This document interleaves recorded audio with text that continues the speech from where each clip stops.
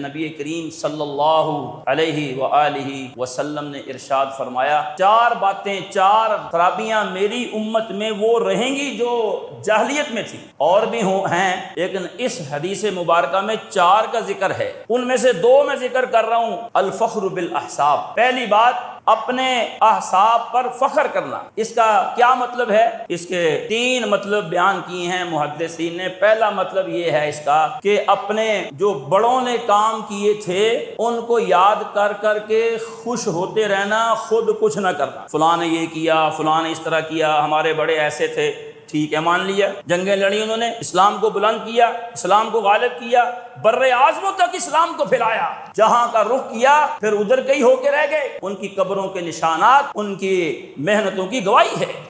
اب تذکرے تو ہم کرتے ہیں جی ہمارے بڑے، پھر بڑے، پھر بڑے، پھر حضرات صحابہ، سبحان اللہ، لیکن ہم نے کیا کیا؟ ہم نے اسلام کے لیے وقت دیا، مال دیا، قربانی دی، کیا کیا؟ تو پہلی یہ جاہلیت کی بات ہے کہ وہ بیٹھ کے ذکر کرتے رہتے تھے، ہمارے بڑے ایسے تھے، انہوں نے ایسے کیا، تو یہ پہلی جاہلیت کی بات ہے، الفخر بالاحساب۔ دوسرا اس کا مطلب یہ ہے کہ اپنے ہی نیک کاموں کا ذکر کرتے رہنا، جی میں اکیلا ہی تھا جی اس علاقے میں، بس پھر میں نے محنت کی، میں نے کام شروع کیا۔ بھئی جو آپ نے کر لیا ہے اس کے بارے میں یہی کہا کرو، ربنا تقبل منا انک انت السمیع العلیم۔ حضرت ابراہیم علیہ السلام کی قربانیوں جیسی قربانیاں چشم فلک نے نہیں دیکھی، بہت لمبی چوڑی قربانیوں کی داستان تھی ان کی، بہت لمبی چوڑی، پھر بھی اللہ تعالیٰ سے کیا عاجزانہ ریکویسٹ ہے۔ گھر گیا، علاقہ گیا، وطن گیا، آگ میں گئے، بیوی کا مسئلہ، بچے کا ذبح کرنا، کہاں سے کہاں گئے، آخر میں اللہ ذوالجلال والاکرام نے اپنا گھر تعمیر کروایا، اور ایک عاجزانہ درخواست رکھ رہے ہیں اللہ ذوالجلال والاکرام کے سامنے، کوئی اپنی قربانیوں کی لسٹ بیان نہیں کر رہے، کیا؟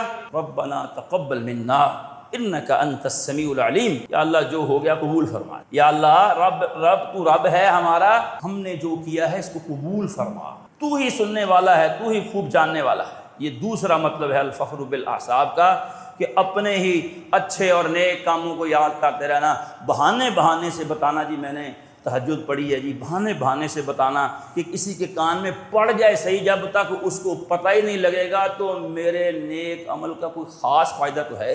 کوشش کرتے ہیں جی میں بتاؤں ان کو، جی آج میں نے یہ نیک عمل کیا، آج میں نے وہ نیک عمل کیا۔ بھائی کیا ضرورت پڑی ہے؟ جس کے لیے کیا ہے وہ جانتا ہے، وہ دینے والا ہے، اسی کے لیے تم نے کیا ہے، اسی کے لیے ہی کرنا چاہیے۔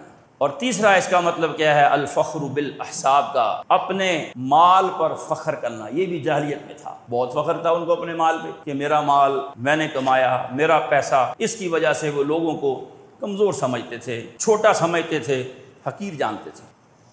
نبی کریم صلی اللہ علیہ وآلہ وسلم نے فرمایا، چار خرابیاں جو جاہلیت میں تھی وہ میری امت میں بھی پائی جائیں گی، ان میں سے پہلی یہ ہے الفخر بالاحساب۔ اس کے میں نے تین مطلب بیان کیے، بڑوں کی باتیں ذکر کر کر کے خوش ہوتے رہنا، بس خود کچھ نہ کرنا، اور اپنے نیک اعمال کا تذکرہ کرتے رہنا، اور اپنے مال پر فخر کرنا۔ دوسری بات والطعن فی الانساب، اور نسب میں تانا مارنا، کہ تم کس قوم سے تعلق رکھتے ہو، تمہاری کوئی قوم ہے، یہ کیا برادری ہے، یعنی جس چیز میں اس کا کوئی قصور ہی نہیں اس میں ہم اس کو قصوروار سمجھتے ہیں۔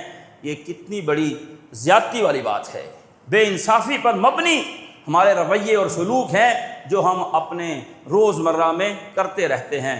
مال کی وجہ سے بھی لوگوں کو حقیر سمجھتے ہیں، اور قوم اور قبیلہ اور خاندان کی وجہ سے بھی لوگوں کو کمتر سمجھتے ہیں۔ تو ہم یہ جو تذکرے کرتے ہیں حضرات صحابہ کے رضی اللہ عنہم، یہ اس لیے کرنے چاہیے، دل میں یہ تمنا اور آرزو ہونی چاہیے کہ اس سے سبق حاصل کر کے اپنے آپ کو، اپنے گھر کو اس کے مطابق لائیں گے۔